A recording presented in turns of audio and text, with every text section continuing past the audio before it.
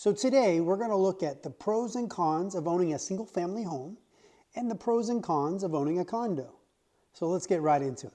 So a single family home, some of the pros are you have more privacy. Privacy is a wonderful thing. You also have more space generally outside because most single family homes have a lot. So that's also wonderful. There is a lot more opportunities for customization. You can customize your home how you like. Generally, as long as the HOA is okay, but most are less strict than others. Also, the increased acceleration of appreciation, which is also a wonderful thing. Basically just means that your home will increase in value much quicker. These are all wonderful, wonderful pros. And generally also speaking, your HOA is generally less or non-existing in some communities. So that's also a great thing. So one of the top cons of single family homes would be your maintenance cost. This is typical. There's no way around it. It's your lawn maintenance, could be your any interior, exterior maintenance.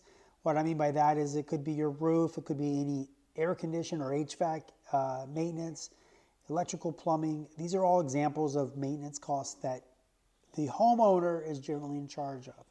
The other is the upfront cost. Typically, single-family homes are a little bit more expensive. You also have insurance cost, which also goes into play. And typically, you are not anywhere near town. You're sometimes out of town in the suburbs, where it's going to be a little bit further away, so there could be longer commutes. But also, too, you might also be in a community as well. So those are just some examples of some of the pros and cons of owning a single-family home. Let's get into the pros and cons of owning a condo. So here are some of the pros of owning a condo. Generally speaking, the condo cost is much less. You have typically less maintenance that's covered by the condo association. You also have more amenities such as a pool.